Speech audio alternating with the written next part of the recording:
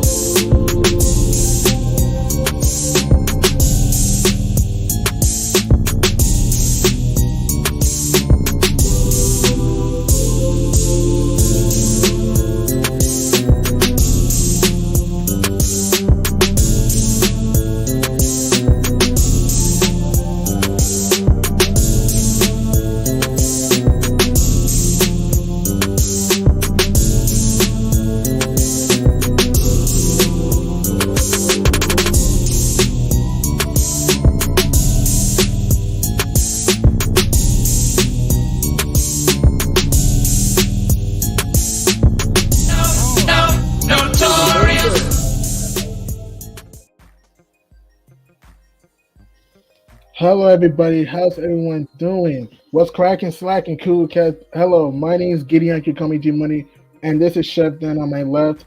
How's everyone enjoying their weekend? Everyone doing fine? How you doing, Chef Dan? I'm doing really, really good right now. We had a very, very interesting starting round of playoffs. I'm ready to get right into it because there's been I mean, Yes. there's just been so much discussion to be had about what happened during this first round and what could possibly go down in the second round. So I'm ready to Right. get right into it. How you doing, G Money? Great. I'm doing swell. And with that, let's get it started. One series that caught my eye that I was shocked, the Boston Celtics got broke out the Bruins and swept the Brooklyn Nets right out of Barclays Center. 4-zip. This is the eighth time in franchise history the Boston Celtics have gone to sweep. For the Brooklyn Nets, eh, Brooklyn got swept. they got swept. Goodbye. Woo-hoo, go home. They got swept like dust on the floor. Good grief, Sharif. Whew. Everyone, including myself, thought the Brooklyn Nets before the year when they had James Harden was going to win a championship. I was emphatically wrong because Jason Tatum, Jalen Brown, and the rest of this Green Leprechauns from Boston had other plans out there. And man, they were possessed out there and showed a lot of gusto. Durantula was colder than the Arctic, shot under 40% from the field. There's times in the series he was quiet as a mouse. I remember in game 3, he didn't take a shot the last 11 minutes of the game. And then in game 4, yes, he had 39 points, but he started out 7 of 13, then went to frigid 6 of 18 down the stretch and disappeared in the fourth quarter. Missed a big free throw and clunked the big three. And then in game 1, he shot 9 for 24. And then in game 2, he was just horrendous, 4-17 from the field, and clunked his last 10 shots. Just an awful series from Durant. Uncle Drew was not much better. He didn't shoot well neither. There was times he was quiet, times he wasn't being aggressive, and it was sad for the Celtics. Jason Tatum was phenomenal, showed a lot of leadership and IQ down the stretch of the game. Marcus Smart with his great on-ball defense, love his ball movement and his passing. Jalen Brown was huge with his athleticism, could stretch the floor, and Big Al Horford was wet from downtown. He was big time. And the X factors were Payne Pritchard and Grant Williams. Chef Dan, what did you think about this topsy-turvy series? As topsy-turvy as it may sound, it realistically, looking at it at the end of the day, when you see the result that you get, I wish I could say I was surprised, but I wasn't, because Okay. you kind of you banked that this series was going to go 7 based on the sheer offensive power and the star power that the Brooklyn Nets had in Kevin Durant and Kyrie Irving. You Mhm. also, sprinkle in the shooters that they have in Seth Curry and Patty Mills, things of that nature. You can see why some people felt that offensively they were going to last longer. But Right. like when you look at it in whole, in context of you have to look at it in the context of what their season was and what they went through as the Brooklyn Sure. Nets. looking at it, is it surprising that Durant down the line, after playing all those games that he played, after suffering the MCL sprain that he suffered, he came back. He was averaging the most minutes he had ever averaged Yeah, good as point. you know, as a player, especially as the lead ball handler. The times when Kyrie Irving wasn't on the court, Hmm. like, is it surprising that he came up lame during these last four games? Especially even after having to go through the play-in game, it's not. He Mm, naturally never had the stamina to do something like that. What we asked him to do was essentially a LeBron James task: carry the team, do mhm. all the rebounding, do well, not all the rebounding, do as much rebounding. You have to contribute to the rebounding because you don't have as much bigs as you would want on the floor, and Right, you have to do a lot of facilitating because James right. Harden is gone. Kyrie isn't looking to be a point guard. You need him to be an offensive outlet, and there's no True. one else that can handle the ball as much as he does. Good So point. in regards to Kevin Durant, it was not surprising that the statistics that he gave us coming down the stretch. Kyrie Irving, I think that's a whole nother matter that they have to address as a franchise. What do you want in the franchise? Because there's been a lot of talking heads through the media that have been dragging Kyrie Irving's name, and that's Mhm. deservedly so. Because the one reason they keep dragging his name is because he doesn't want to show up to work. You got True, to I show up agree to with work. that. I agree with You that. just got to show up to work. So I when you agree with look that. at it from the Brooklyn Nets perspective, as far as like the result they got, it isn't all that surprising to me. It feels like, it that was the result that they deserved. That's the result that they earned. You didn't play any defense down the stretch. You were I all agree with that about part. offense. So True. that's what happened. And the Boston Celtics, I think they just showed their mettle as like they're a Mhm. more complete team. It wasn't much to show other than, hey, defensively they can get after a star and make it physically hard for a star player to get comfortable. But they've been showing that all throughout the regular season, and when it came time for them to display it on their on the playoff Mhm. floor against a star team in Mhm. the Brooklyn Nets, they were able to do that. So it's going to be a different series now against the Milwaukee Bucks, Oh yeah. but because it's a different class of athlete, different type of team you're playing altogether. They're not looking to do the same thing the Brooklyn Nets are doing, but the Boston Celtics have definitely showed that they have some championship metal. I mean, you made some valid points, but here's what I thought. It's not the fact Boston beat Brooklyn because Boston was deeper. I picked Brooklyn to win this series because I thought star power was going to take over. I didn't trust Brown and Tatum to take over the game down the stretch. And remember, Udoka hadn't coached a playoff game until last series. So I looked at that as a factor. And I thought guys like Dragic, Seth Curry, Drummond would be a factor. I mean, Dragic produced, Seth Curry had his moves, but Andre Drummond wasn't a factor at all. His rebounding was limited. Yeah, I understand Durant played a lot of minutes. I get that. But even then, and yes, Boston played great defense, doubling him, trapping him, clogging the paint, being physical with him. You gotta give the Celtics credit. But at the same time, I also blame KD and Steve Nash. Nash doesn't know how to get his players to cut to the basket and doesn't know how to run a system for players to share the ball. And yes, I know Durant was tired. I understand that.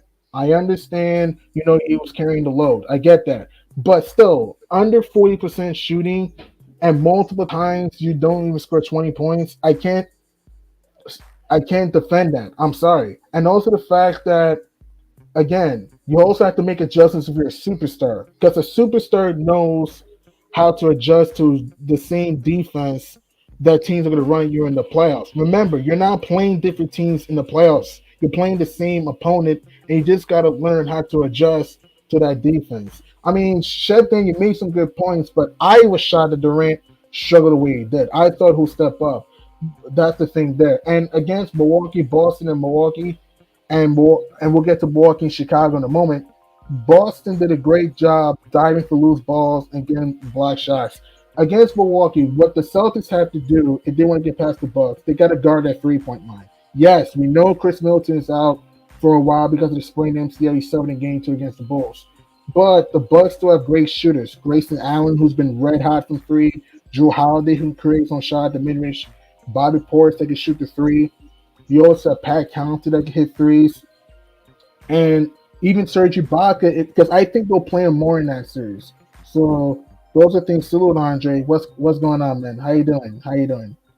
And those are things we have to consider. It's going to be a long series when Boston plays Milwaukee. And also, they got to find a way to clog the paint with Giannis. Force. Okay. So, Uh, so yeah. you were saying about Giannis? Giannis. So, what I'm saying is that before we get to the next series, my key series is keys for Boston is to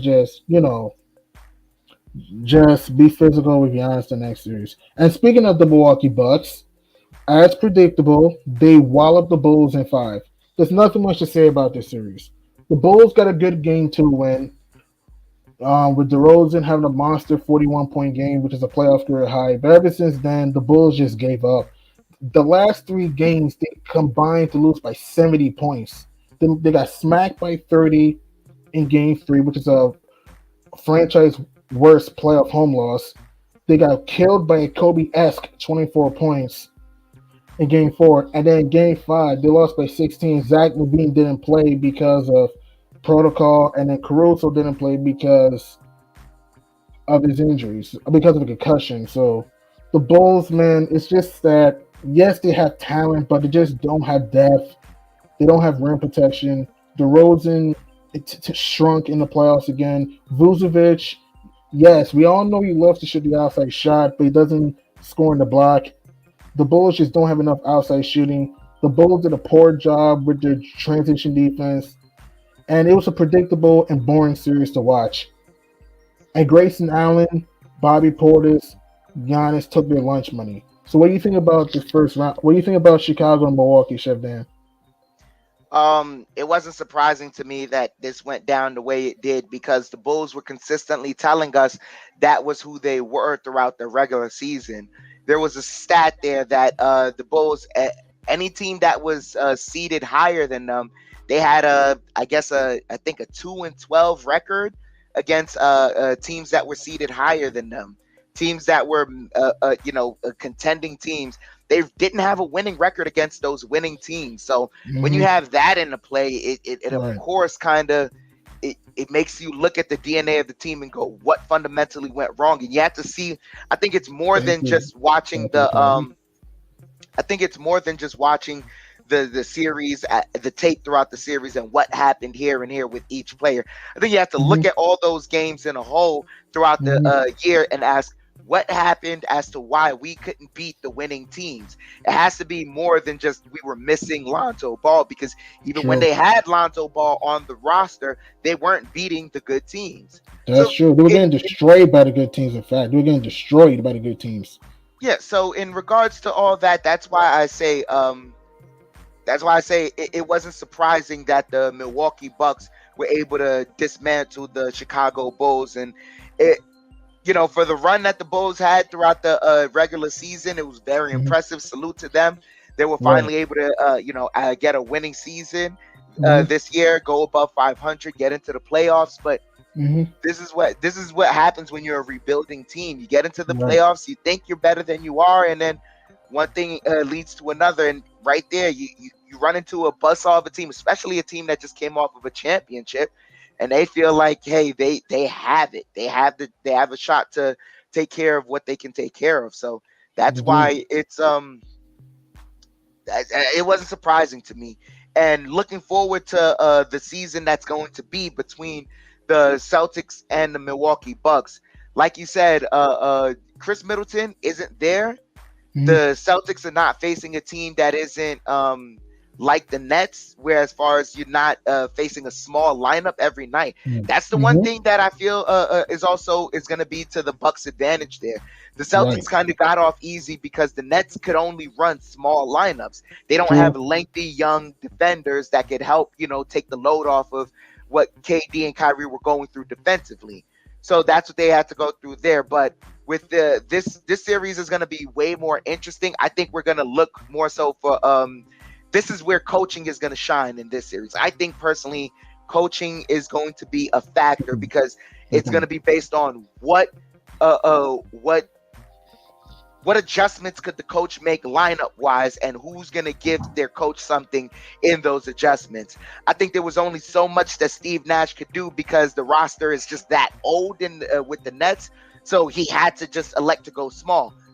And then you have the Bucks right there. They didn't have to worry about with the Bulls, a team that was going to pressure them, because that team is learning. They're young and they're Right, learning. This is going to right, be very interesting how the coaches adjust on this in this series. What do you think right. is going to be a deciding factor? My deciding factor is which team, if you're Boston, guard the 3 point line. Salute Punch Nice. Guard the 3 point line, because Milwaukee loves the outside shot. If you're Boston, swarm the perimeter. Be physical. Don't let Grayson Allen, Connington, Ibaka, because I think Ibaka's going to play more in the series. I have a feeling. Hill, because when Hill comes back, don't let these guys get open shots. Bobby Portis. Fight through screens. Be physical. Fight through flare screens, and you get there if you're the Celtics. For the Bucks, you just got to attack the rack. I know Boston has rim protection. I understand that with Horford and Williams. But if you're Giannis, full speed ahead, get these guys in foul trouble. Because if you get these guys in foul trouble, Boston lose rim protection though. So my keys for Boston: guard the 3 point line. For the Celtics, attack. Excuse me. For Milwaukee, go to the rack, get Boston in foul trouble, and also Drew Holiday. I'm pretty sure he's going. There's going to be times in this series he's going to guard either Tatum or Brown. Be Drew Holiday, be physical, stay out of foul trouble, get deflections and steals, play without fouling, and try to put your hand up in their face. That's my keys there. And like you said, Chef, then you made a golden point. Coaching. Can Udoka outcoach Mike Budenholzer? Because remember, Budenholzer's been there before. I understand Budenholzer can be inconsistent with his lineups, but Budenholzer's won a championship before because he did make some adjustments. We haven't seen that. Udoka has done a great job this year with getting the proper adjustments, but we don't know how Boston's going to look against a taller team, like you said, against a team that can block shots, against a team that can, against Drew Holiday that can also guard the perimeter too. So that's the thing there. So I think it's going to be a long series. If I have to guess, this is tough for me. This is tough. Let's not give any results right now. We can let at least the first two games play out, and we can see what's gonna happen. But I want to dive right into this, because the other Okay. Eastern Conference, the other first round series that happened, the Miami Heat defeat the Atlanta Hawks 4-1, gentlemen sweep. Yeah. I Physical Mm-hmm. defenders.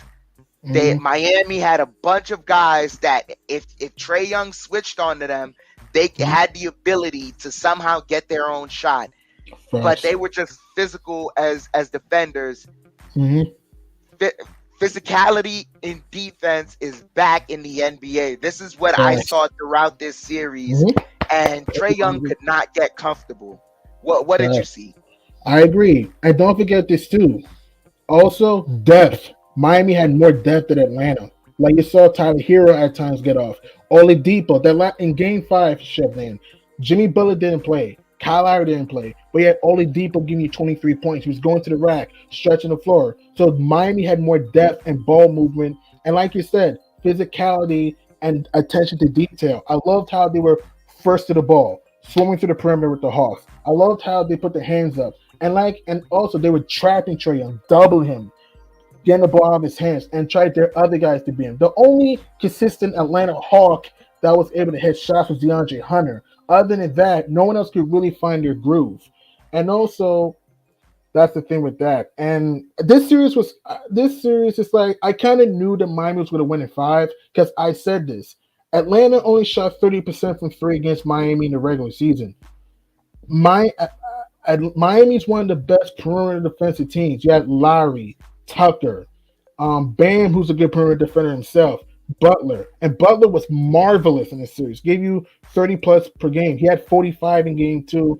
Even he hit 40 plus percent from downtown. Butler's not known for a great 3 point shot. He was doing it on the mid range, three ball, breaking through the teeth of the defense, and the Hawks just couldn't slow him down. And the Hawks just lack interior defense. And the problem with the Hawks into why the Heat were just a bad matchup, Miami was just swarming the perimeter and diving for loose balls and finding through flare screens, picking pops, and they just kick their butt in every facet. I mean, come on, multiple 21-0 run in Game 3. You can make an argument that if Trae Young doesn't get the floater off in Game 3, he could have swept the Hawks. But Miami was just a more stronger team, deeper team, physical team, better, well-coached team. Nate McMillan, again, in 18 seasons, his teams only got out the first round twice in 18 seasons for Nate McMillan. That's horrible. And for Eric Spoelstra, he's done a great job. And they have a chance to chase for a championship. Yeah, I agree with you 100%. With Atlanta, the only thing I could add to that is they have a lot of roster reconstruction they have to do there. Mm-hmm. They have to address a lot of needs on the roster, because if it's not Trae Young, then not Trae Young or Bogdanovich, then it seems like there's no one really that can get their own shot. And nope. I don't know. It's just they really made a nice run throughout the play-in just to get there and get gentlemen swept by the Miami Heat. It is what it is. We saw it all throughout the season. Their roster needs to attack. They're just erratic. Atlanta was just erratic. They're just erratic. And I want to speak on another erratic series that happened, because this one is just wow. Yeah. The Philadelphia 76ers defeat the Toronto Raptors in 6 games after taking a 3-0 lead. Yeah. They almost ate away. They nearly did. And it's just a lot. There's been some decisive series out there, but there's also been some indecisive series like this one in Philadelphia. I just mean, you got to take your pound of flesh. Go ahead, G Money. Great points. Toronto gave Philly all they can handle. And you can make an argument, Chef Dan. If Toronto didn't lose Game 3, because in that game they were up by 17. If it wasn't for Joel Embiid hitting a crazy 3 or Precious Achiuwa missing 2 free throws at the end, the Raptors could have been up 3-2 in the beginning, and they could have had a chance to win a Game 7 in Philly. Who knows what could have happened? Toronto, they give Philly all they can handle because of their quickness, athleticism with Spicy P, Achiuwa, Thad Young, Scotty Barnes, who was horrible the whole series, and Fred VanVleet, who was horrible the whole series. The Raptors get everything they can. What the Raptors need, they need a star. The Raptors need a star and a 6-man off the bench if I were Toronto. They need a 6-man off the bench, a star player, a rim protector, and maybe another ball handler off the bench if you're Toronto. Toronto had a great year. No one thought they'll be in the playoffs. They won 48 games for the first. No one thought they'll be in the postseason after winning 27 last year. They pushed Philadelphia to 6 games. They almost won Game 3. James Harden was up and down the whole series. Did a good job with his passing, though. Tyrese Maxey was the X factor. In their 4 wins, he was magnificent, hitting some crazy shots. I remember in Game 1, he put the Raptors to extinction with a 38-piece in Game 1. 2 weeks ago, he was just awesome in the series. Danny Green hit some timely shots, too, Tobias Harris. And Joel Embiid, even though he was up and down at times, Joel Embiid had his moments in which he was clogging the paint, hitting some mid-range shots. Philly just had to avoid the collapse and just ran through Toronto. And Joel Embiid gets revenge on the Raptors after Toronto knocked him out in 2019. And then 3 years later, goes into Scotiabank Arena in Jurassic Park and shuts up the crowd. And you want to hear this shit, Dan? In Game 6, Philly was only up by 1, 62-61. They outscored Toronto by 34 points in the second half. Jeez. Yeah, they killed them in the second half of Game 6.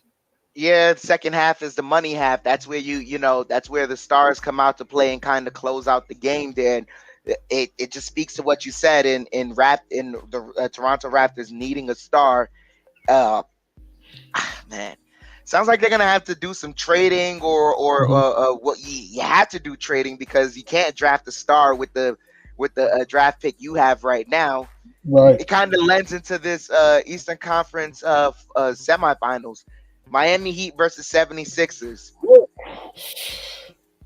What do you? I plan on. Mm, Man, you know what? I know I said I didn't want to do any predictions, but I just kind of don't have any hope for Philadelphia to get out of yeah, this. it's over before it started. With Joel Embiid having the orbital fracture and being out for game one and potentially game two, this series is over before it started. I think Miami wins in 5 or 6 around that. But here's what I think: if Embiid somehow didn't come back, Heat in 5. If Embiid did come back, Heat in 6. I just think that the Heat are just better on ball defensively. I just think they have the defenders slow down James Harden and PJ Tucker to throw on him. Is Tyrese Maxey going to have a dominant series against a team like Miami? I don't see it, because Miami's one of the best teams in being physical. And also, Eric Spoelstra is more trustworthy than Doc Rivers in the playoffs, though. I'm sorry. And I Miami, I understand that he can struggle to score. I understand that, but so can the Sixers sometimes. And also, the Heat are one of the best teams in getting deflections and steals, and he can hit the three too. Max Strus has been on fire. Oladipo can hit threes. Lowry and Butler are going to come back. Tyler here. Don't my X factor for this series to me two X factors. Strus, Oladipo. Those are my X factors. Strus and Oladipo. They're my X factors in this series. And I think both of them gonna have good series. I just don't think it's a good matchup for the Sixers. If they were healthier, that would be different. But the fact that Embiid is hobbled and we don't know when he's going to play, I think he in 6. To be said, I think Embiid comes back. But I got Miami in 6. I agree with you 100%. It's just you said that your X factors are the players. For me, I think the only X factor in this series really is Eric Spoelstra, Okay. because I really, after watching that Toronto Raptors series, I've kind of lost all faith in the 76ers. I don't I blame don't you. see James Harden as an X factor. I don't see Joel Embiid as an X factor. Closest thing maybe is Tyrese Maxey, but that's based on like this. This is why it all goes back to Eric Spoelstra to me. How are you going to plan on defending these guys? Mm-hmm. What's your defense plan? What's your defensive plan around these guys? If you can get, if your defensive plan is sound, then that'll be that may decide how soon you can wrap this up. But Mm-hmm. it all depends to me on Eric Spoelstra there. This Good point. series is not going to go too far. I agree I with you 100%. I agree. Miami's just hungry, and Miami's just hungry. So you're saying that you don't want to make a prediction for Boston and Milwaukee just yet? Are you waiting for Chris Middleton to come back first? Chris Middleton is definitely an X factor for me, because I don't know the news on when he is coming back. They said he may not make it through the second round as well either. There's some reporting Mm-hmm. there here and there, but that can also be just the organization putting out some news to just Right. help help the other team feel more comfortable. That way, if he does come back, it's a bit of a surprise to them. But we Right. can Right. kind Right. of go on from that over to the Western Conference. Western Yeah. Conference was that was very very interesting there. Very interesting and fun. And speaking of a fun series, let's start with the spicy series with the Grizzlies and the T-Wolves. That was just awesome, man. If you're Minnesota, I understand they had a great year. They won 46 games after winning 23 last year. They're in the playoff for the first time since 2018. But if you're Minnesota, how do you blow 3 games up double digits going to the fourth quarter? You win game 1 on the road by 13. You get killed by 28 in game 2. Game 3, your team's up 26 in the second, 25 in the third, 16 in the fourth, and you get outscored 37-12. Game 5, your team's up 13, 92-79, mid part of the fourth quarter, and then Memphis storms all the way back. Ja had a monstrous 18-point fourth quarter extravaganza and had a jaw-dropping layup to win the game. And he also had a vicious ram and slam and jammer on Malik Beasley in Game 5. And also in Game 6 last night, Minnesota was up 13 in the third quarter. They're up 10 in the fourth quarter. And then you get smoked 40-22 in the fourth quarter at home. It's difficult. I mean, Minnesota, they had a great year, but the team was like brains, man. This team has no IQ in close games. I mean, I remember in Game 3, Chris Finch didn't call a timeout until the Grizz won a 21-0 run.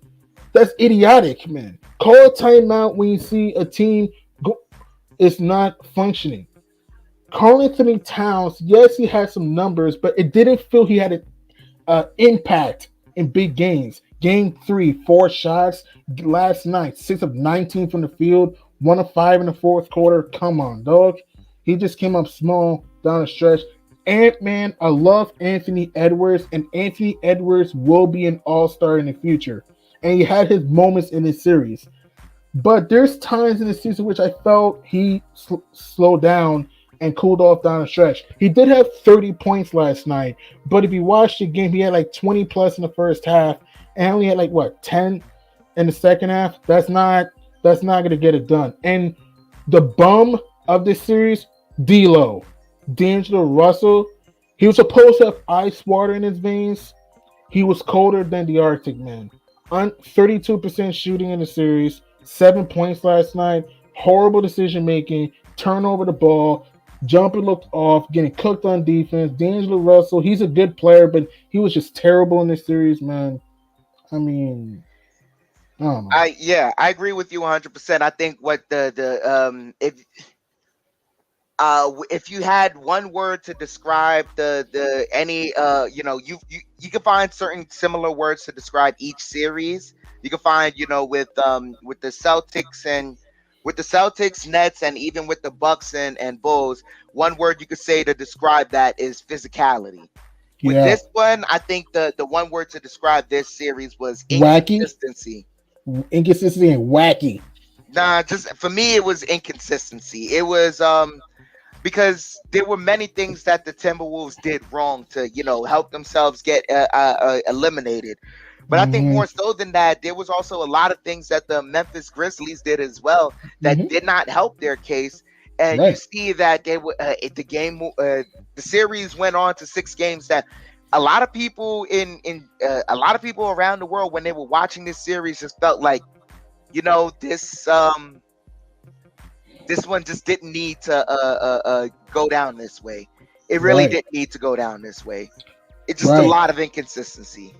Big time. And also Memphis got a lot of offensive rebounds in this series. Brandon Clark was a beast in the series. Offensive tip-ins, dunks, slip rolls, athleticism, pick and rolls with Ja. He was awesome. Brandon Clark. Even Desmond Bane was hotter than a furnace. He shot almost 50% from downtown. Big time clutch shots, especially in Game 6 last night. He had a big 3 at the left corner to give the Grizzlies a lead for good. He had multiple threes in this series. Ran to the rack. He was marvelous. Even John Morant. I know Ja didn't shoot great from the field, but I love his patience at times. He did a good job getting guys involved. Did a good job getting some steals. And even Dylan Brooks had some clutch shots. And Jaren Jackson was the X factor in the fourth quarter. He started off slowly the first 3 quarters, only at 6 points. But then in the fourth quarter, he had 10 plus points in the fourth quarter. Hit a big 3 to start the fourth to cut the lead to 7. I loved his vicious dunk. Put-in dunk, I should say, to put the Grizz up 4 down stretch. He was in foul trouble too much, which he has to avoid next round. But Jaren Jackson was phenomenal in this. Was phenomenal at times, I should say, in this series. And Tyus Jones too, with his IQ, getting guys involved, keeping the Grizzlies offense steady, could stretch the floor. He hit a dagger 3 right in the heart of the Wolves in the fourth quarter of Game 6 to put the Grizz up 4. Good night, sayonara, go home to Cancun. And Taylor Jenkins just made a proper adjustments, and Chris Finch did not. That's what I got from the series. Yeah, and so looking at it, we can kind of see what's gonna happen. Well, we can look forward to what's gonna happen in the next series as they face the Warriors, because the Warriors were able to take care of the Nuggets in 5 games. They won that Mhm. series handedly.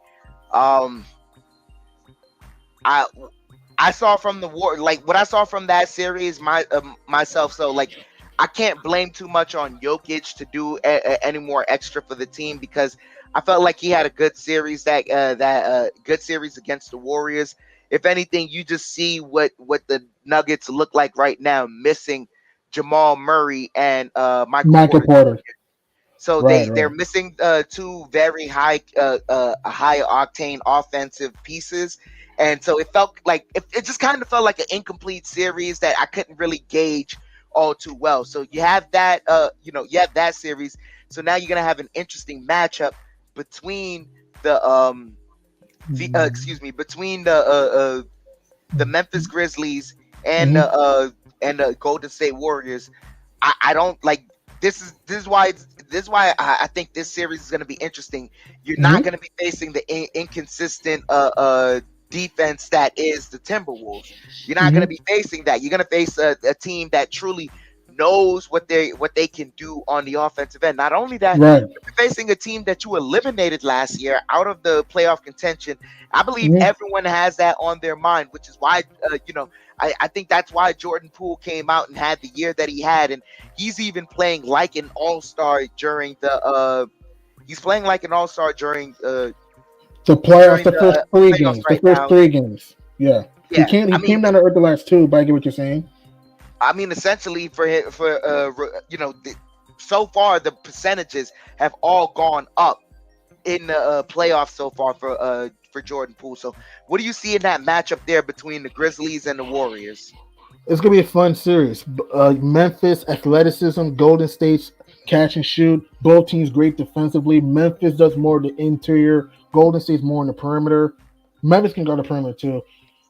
Here's my keys for Memphis: out rebound Golden State like you should, because you have big bodies in Adams, Jackson, and Clark. You should rebound them first to the ball.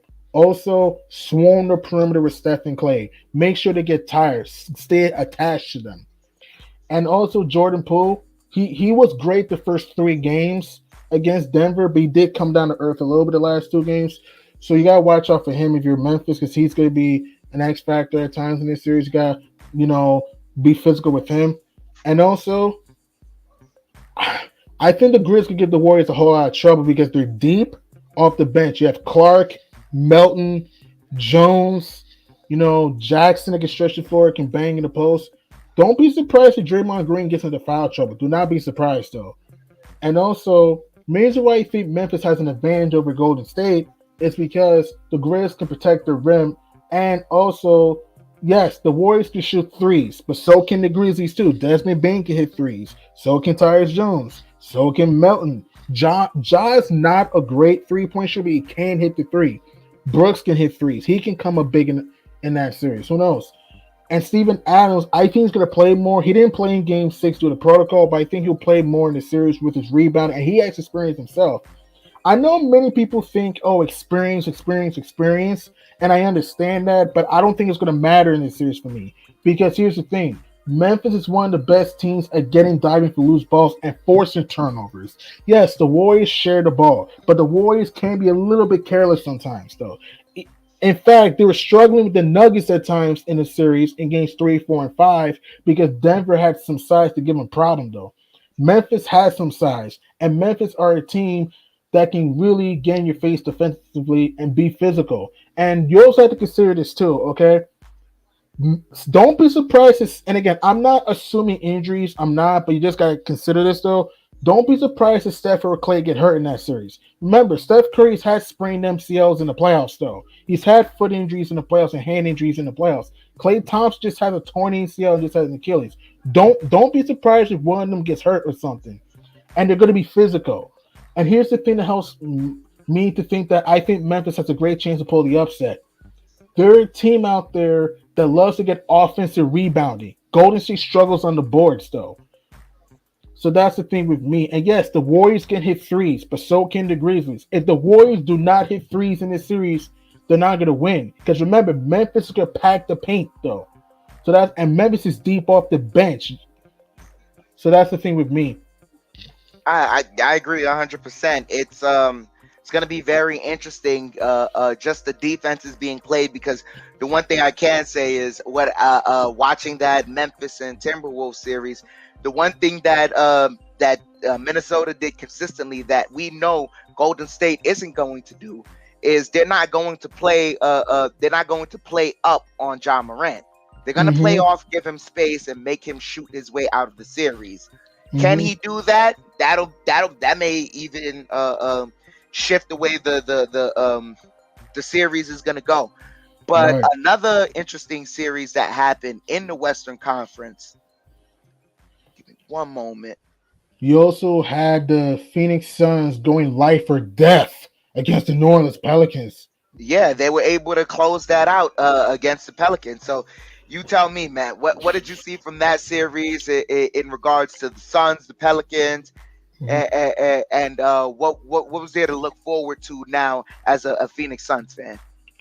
The Pelicans fought. The Pelicans fight, man. That Pelicans team has a lot of heart, man. I mean, Valanciunas getting offensive rebounds to Tippins. Brandon Ingram with his mid-range shot. I know CJ was up and down at times in the series, but there were times he hit some mid-range threes. Also, Trey Murphy, Herb Jones getting to transition with layups and stuff, and Jose Alvarado, man, he was sticking like Chris Paul, like gum on your hair, sticking at him, forcing multiple 8-second violations. And also Jose Alvarado also hit big time threes too in that season. Had a big and one here and there in certain games, man. New Orleans has a bright future. The Pelicans have a bright future. When they get Zion back healthy, it's going to take some time for him to adjust to the system. But when he gets back healthy, and the Pelicans can maybe get a sixth man off their bench and another rim protector to help out Valanciunas, they're going to be dangerous. Willie Green did a great job. You saw his emotions. He was upset, crying in Game 6. He did a great job turning around this team. Remember, the Pelicans started off 3-16. They finished red hot, going 33-3 to even get into this position. And the Pelicans fought to the end, man. They did a great job competing with the Suns, diving for loose balls. And the Suns shot horrible from downtown in that series. But man, CP3, even though he was up and down at times, he was the point guard in Game 6. He was perfect. 14-14 from the field, mid-range shots. I'm sorry, three ball was falling. Hit some clutch time baskets in the series. I remember in game 1, he had 19 points in the fourth. Game 3, 19 points in the fourth. Hit some tough mid-range shots. And DeAndre Ayton was balling in the mid-range and in the pick and roll with Chris Paul. I love seeing that. Devin Booker got hurt because he hurt his hammy in game 2, but thank God he came back for game 6. He didn't look great in game 6, but he hit some timely shots in the fourth quarter. Salusa hit some timely shots in the fourth quarter of game 6, including that big three to get the Suns the 2-point lead for good. Mikal Bridges was big time, using his hands, play with that foul. He had the monsters game 5. He had 31 points, had 24 in the second half. Jay Crowder, he started off a little slowly, but he's starting to come on a little bit. What the Suns need to do next round, they got to work on their rebounding, work on their three-point shooting, and they got to stay healthy. Stay healthy. All That's right, what they're saying. and we could talk about their next round opponent and what they did against the Utah Jazz, and that's the Dallas Mavericks. They were able to win the series 4-2 convincingly over the Utah Jazz after missing Luka Doncic for, I believe, 2-3 games. 3 games. He Three the first games. 3 games. Missed the first 3 games, came back the last 3, was able to help them close out the series. Mm-hmm. Wow. Jalen Brunson put on an absolute show, an absolute clinic. The first 3 Mm-hmm. games, averaging, I believe, near 30 points a game in the Around that. playoffs right now. Spencer Dinwiddie was hitting a lot of big shots. They Mm-hmm. Dorian Finney-Smith, you can see the reason why they gave him that extension. There's a Mm-hmm. reason why Dallas loves keeping him in that building. He was Mm-hmm. able to consistently hit shots, and that team, the defense they play, because their defense has been Mm-hmm. incredible. The Facts. defense has risen another level, and that was able to help them close it out against Great. the Utah Jazz, who Mm-hmm. they're known to have multiple guys that can get their own shot and able to get very, very good shots. And you can kind of get lost in the sauce of each guy getting on their own individual run, and out of nowhere you forget about one guy. But all in all, the team principles on defense were very, very sound throughout this series for the Dallas Mavericks. They did lose 2 games. One of them, I believe, was on a last-minute shot Yeah, against. game 4. It was game 4. Yes, It was a lob to Gobert. Mitchell to lob to Gobert. Yeah. exactly. And that was, something. As much as you want to play good defense, like when Gobert's in the air like that, he is a tough. He is a tough guy to defend against, because that's a mismatch. That is a physical mismatch. So that was very interesting. That series there. So now we have the matchup. It is going to be the Phoenix Suns versus the Utah Jazz. No, Dallas Excuse Mavericks. me, Dallas the Mavericks. Dallas Mavericks. Excuse me, the Dallas Mavericks. And what are you gonna see? What do you plan to see in that series there? It's gonna be a long series. I can tell you that. It's gonna be long because Dallas loves shooting the 3. If you're Phoenix, run through the shooters, run them off the 3-point line. And also, I think Bridges and Crowder are going to be guarding Luka Doncic. They're not going to stop him. Luka's going to have a great series because he's going to have a great series. He usually shows up in the playoffs. But you got to find a way to be physical with Luka Doncic, though. You got to find a way. And also, remember, Reggie Bullock was an X factor, too, in that first round, too. He had some timely shots, too, and plays a great defense. And Maxi Kleber, too, was a magnificent, too. Maxi Kleber I remember he hit 8 threes in game 2. So that's my thing, too. My only thing why I think here's the thing the Mavericks have to do to beat the Suns. Guard the interior. It's going to be hard because they'll have no one to stop DeAndre in the paint, though. That's gonna be troubling if you're Dallas. And here's the thing we have to understand: if the Mavericks do not hit threes, they're not going to win that series. At least if the Suns don't hit threes, they can hit the mid-range shot, they can get to the rack. Because remember, yes, Dallas is great guarding the interior, but the Mavericks cannot guard the paint, though. Because they have no rim protection. So we have to really understand that. And yes, Luka Doncic is a beast. He can hit tough shots, the fadeaway 3, the mid-range, the post-up.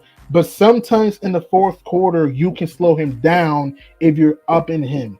If you slow him down in the fourth quarter. And he can shoot you in the game, and he can shoot you out of the game sometimes. So those are the things we have to understand, though. It's going to be a long series because both teams are great defensively. Both teams can score the ball. But Phoenix is more athletic than Dallas. Dallas is a better 3-point shooting team than Phoenix. It's going to be a long series. If I had to make a prediction, I'm going Suns in 6. I could see it going 7. I know. I can see what you're talking about there. There's a possibility there. I can't make a prediction on this series yet because, like I said, there's a whole lot of extenuating factors and a whole lot of things that you brought to light there. But another thing that I know you didn't mention it, but I think it's going to be mentioned because we saw this a whole lot in the Dallas Mavericks versus Utah Jazz series. Is DeAndre Ayton going to be played off the floor? Because Luka Doncic has the ability to get the switch that he wants, and if he gets it onto a big man, he can cook. Point. He can cook both DeAndre Ayton and JaVale McGee, who both played pivotal roles for the Phoenix Suns in their last series. So for me, it's all about what Luka Doncic decides to do in the mismatch, and if he decides to play those big men off the court. Have we seen Phoenix Suns play without an interior threat there, and they be comfortable throughout the series? We don't know. That is to be seen there. But all in all, very, very interesting series coming out here. There's some very interesting semifinals as we get closer and closer to the finals. We're starting to see which teams are going to, just make their names be known, put in that stamp, and let it be known that, hey, we are here to take over. That's right, man. It's going to be a fun second round, like you said, because many teams have a lot to prove. Can Milwaukee go back-to-back? Can Boston finally break through, get to the NBA Finals for the first time since 2010? Can Phoenix redeem themselves after blowing a 2-0 lead in the finals last year? Can Dallas finally get Luka Doncic his first ring?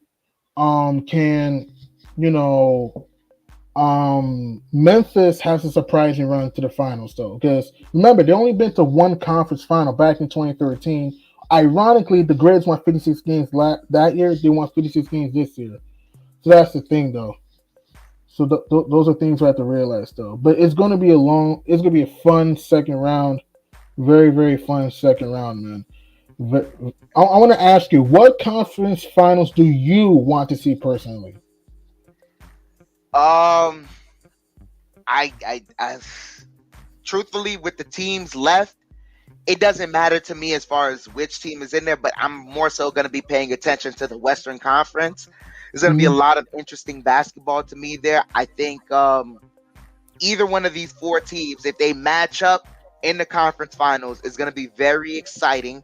Hopefully, the players there, they're not. You can't ask for them to be completely healthy, especially after playing the amount of games they played throughout the season and going through these tough playoffs. But I just want to see enough of the guys there that they can, show a full effort. And I'd love to see what the matchups are going to be and what the intricacies are going to be throughout the Western Conference. Right. I'm watching. I'm paying attention to the Western Conference there. The West is gonna be tough. Don't be surprised if both series go seven. Don't be surprised. Don't be because all these teams have a chance though. Dallas, they're hungry. They're great defensively, can shoot. Phoenix, they're hungry.